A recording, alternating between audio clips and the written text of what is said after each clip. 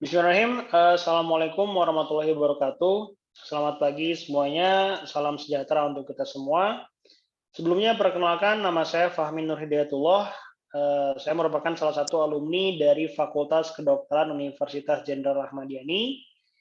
Insya Allah pada kesempatan kali ini saya akan sedikit menjelaskan mengenai salah satu karya tulis ilmiah yang berjudul The Relationship Between Obesity and Decrease in the Range of Motion of the Pelvic Joint in Students of the Faculty of Medicine Jenderal Ahmad Yani University.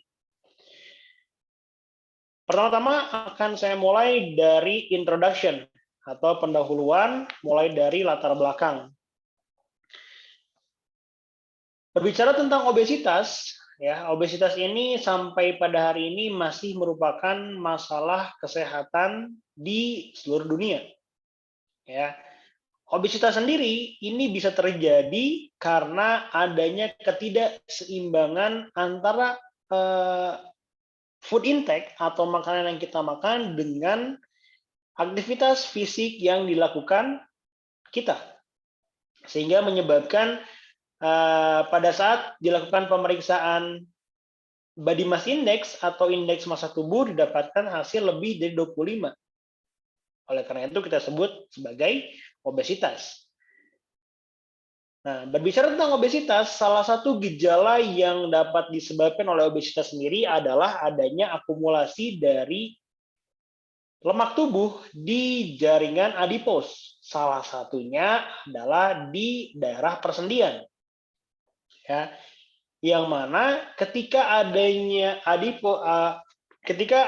akumulasi jaringan lemak di jaringan adipos termasuk di jaringan persendian, itu bisa menyebabkan adanya perubahan range of motion dari sendi yang terkait.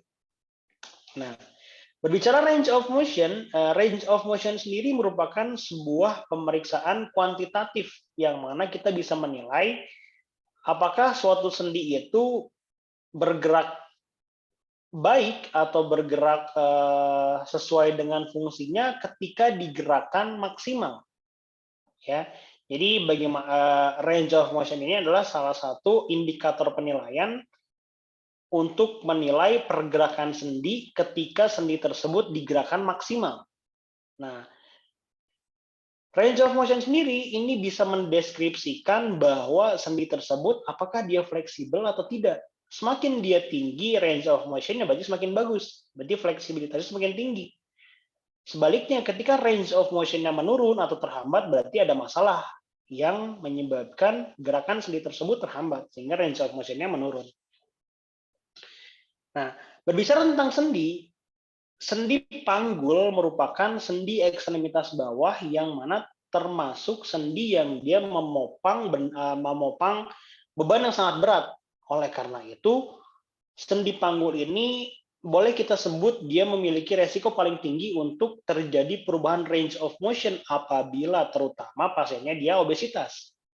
Nah, memang sebelumnya telah dilakukan penelitian bahwa adanya efek yang signifikan terhadap perubahan gerakan sendi yang dipengaruhi oleh indeks massa tubuh yang berlebih.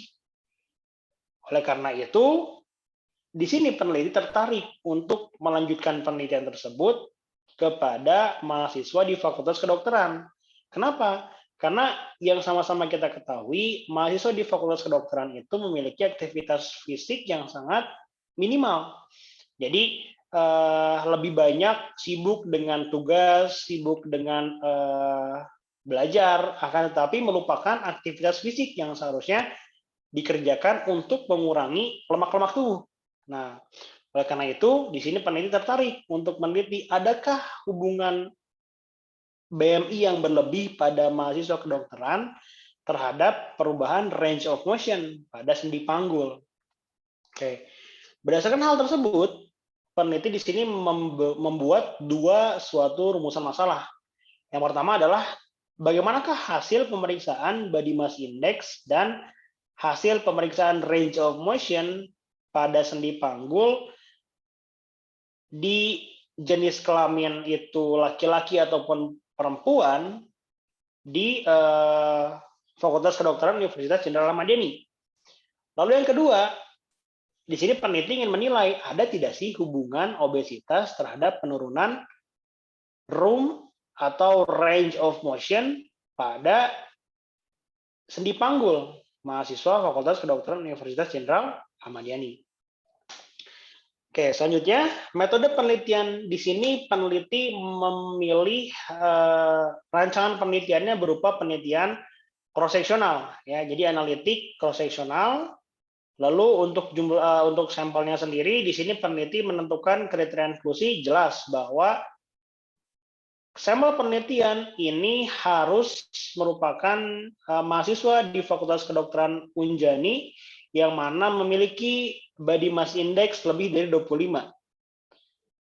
Akan tetapi terdapat exclusion kriteria atau kriteria eksklusi yang perlu diperhatikan bahwa sampel penelitian di sini tidak boleh memiliki riwayat penyakit sendi seperti rheumatoid arthritis, osteoporosis, riwayat fraktur, riwayat penyakit neuromuskular, riwayat atrofi otot, itu dijadikan kriteria eksklusi. Jadi pada penelitian ini harus benar-benar yang dia normal, sehat. Jadi tidak ada masalah kesehatan lain, terutama pada sendi. Lalu untuk variabel penelitian di sini ada dua. Ada variabel independen atau variabel bebas, yaitu obesitas. Lalu variabel dependent atau variabel terikat, yang berupa range of motion of the hip joint atau sendi panggul. Ya. Yang terakhir adalah analisis data. Analisis data di sini yang pertama dilakukan uji normalitas menggunakan uji Shapiro-Wilk test. Lalu yang kedua, pada analisis data di sini peneliti melakukan uji beda antara kaki kanan dan kaki kiri. Jadi karena sendi panggul itu ada dua, ada kanan dan kiri, di sini peneliti melakukan uji beda. Apakah terdapat signifikansi hasil yang berbeda antara kaki kanan dan kaki kiri? Lalu yang ketiga, nanti ketika telah ditemukan hasil dari uji beda tersebut, dilanjutkan ada tidak hubungan obesitas terhadap penurunan range of motion pada sendi panggul tersebut. Oke, selanjutnya dari hasil penelitian di sini. Dari hasil penelitian, yang pertama mulai dari karakteristik umum, mulai dari jenis kelamin dan juga usia pada sampel penelitian. Yang pertama, dari jenis kelamin laki-laki. Di sini peneliti membagi kelompok usia menjadi 6 kelompok. Yang pertama, usia 17 tahun sebanyak 5%, usia 18 tahun sebanyak 35%, usia 19 tahun sebanyak 30%, usia 20 tahun sebanyak 20%, usia 21 tahun sebanyak 10%. Lalu pada kelompok perempuan sama 6 kelompok usia 17 tahun 5,3%, 18 tahun 15,8%, 19 tahun 21,1%, 20 tahun 34,2%, 21 tahun 21,1%, 22 tahun 2,6%. Selanjutnya berdasarkan hasil pemeriksaan berat badan, tinggi badan, dan juga body mass index. Rata-rata pada jenis kelamin laki-laki didapatkan berat badan rata-rata 92,65, sementara rata-rata pada perempuan itu 75,05 kg. Lalu pada tinggi badan sendiri, pada laki-laki rata-rata di 167,90 cm, sementara pada perempuan di 156,04 cm. Dan pada body mass index laki-laki itu rata-rata 33,10 dan perempuan rata-rata 30,93. Lalu dari hasil pemeriksaan range of motion-nya sendiri, mulai dari gerakan fleksi pada kaki kanan, itu pada laki-laki didapatkan rata-rata range of motion-nya 83,90 derajat, sementara pada perempuan itu didapatkan hasil 90,76 derajat. Lalu pada gerakan fleksi kaki kiri, ini laki-laki rata-rata 84,35 derajat, perempuan 91,34 derajat. Lalu pada gerakan ekstensi kaki kanan, ini pada laki-laki rata-rata 10,40 derajat, perempuan 11,37 derajat. Sementara ekstensi kaki kiri ini didapatkan hasil pada laki-laki rata-rata 9,85 derajat dan perempuan 11,18 derajat.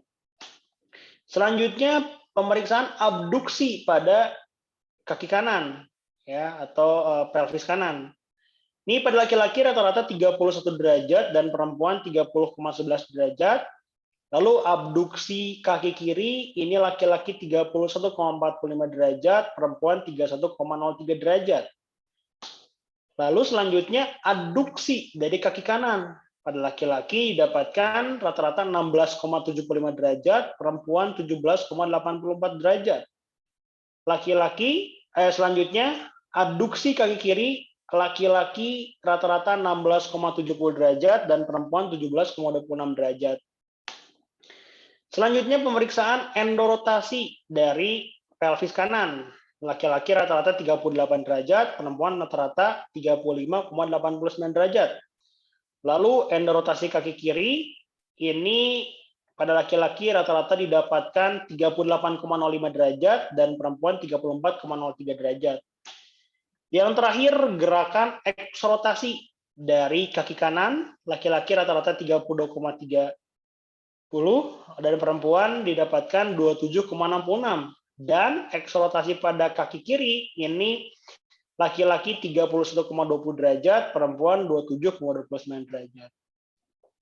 Dari hasil pemeriksaan tersebut memang didapatkan adanya penurunan range of motion baik itu dari gerakan fleksi, ekstensi, abduksi, adduksi dan juga eksorotasi itu memang baik itu laki-laki dan perempuan mengalami penurunan dibandingkan nilai normal pada orang-orang yang tidak mengalami obesitas.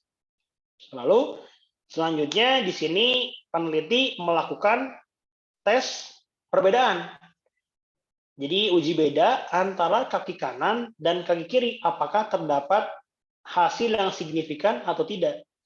Nah, di sini dari hasil uji beda ini didapatkan hasil p-value baik itu dari gerakan fleksi, ekstensi, abduksi, adduksi, endorotasi dan juga eksorotasi, baik itu pada laki-laki ataupun perempuan, didapatkan nilai p-value atau nilai p itu lebih dari 0,05. Ya, di sini hasilnya semuanya lebih dari 0,05. Ya, tidak ada yang di bawah 0,05. Berarti hal ini menunjukkan bahwa tidak ada hasil pemeriksaan yang signifikan perbedaannya antara kanan dan kiri. Jadi mau kita gunakan kaki kanan ataupun kaki kiri sama saja untuk membedakan, untuk menilai apakah ada efek pengaruh dari BMI yang over terhadap penurunan range of motion. Mau kita gunakan kaki kanan dan kaki kiri sama aja. Kenapa? Karena dari hasil uji bedanya didapatkan p-value semuanya pada laki-laki dan perempuan di semua gerakan itu lebih dari 0,05 yang menunjukkan itu tidak signifikan atau sama saja. Oleh karena itu di sini peneliti memilih untuk menggunakan hasil dari range of motion kaki kanan, lalu kita nilai apakah terdapat hubungan antara obesitas dengan penurunan range of motion pada mahasiswa Fakultas Kedokteran. Ini peneliti menggunakan hasil pemeriksaan yang kaki kanan. Nah, dari hasil uji analisis data statistik didapatkan bahwa hasil dari pemeriksaan range of motion baik itu pada laki-laki ataupun perempuan di setiap gerakan baik itu hip flexion ataupun hip extension, hip abduction, hip adduction, hip endorotation, dan hip exorotation semuanya memiliki p-value di bawah 0,05. Kecuali hip abduction pada perempuan. Ya. Nah, hal ini menunjukkan bahwa terdapat hubungan antara obesitas terhadap penurunan range of motion pada hip joint di setiap gerakan kecuali pada hip abduction pada jenis kelamin wanita. Selain itu semuanya berpengaruh. Jadi mau itu hip flexion, hip extension, hip abduction pada laki-laki, hip adduction, hip endorotation, dan hip exorotation, semuanya gerakannya dipengaruhi oleh obesitas. Jadi ketika pasiennya obesitas, ketika sampelnya obesitas, dan terjadi penurunan gerakan range of motion, itu secara signifikan dibuktikan oleh statistik bahwa bermakna. Oke. Yang terakhir, kesimpulan.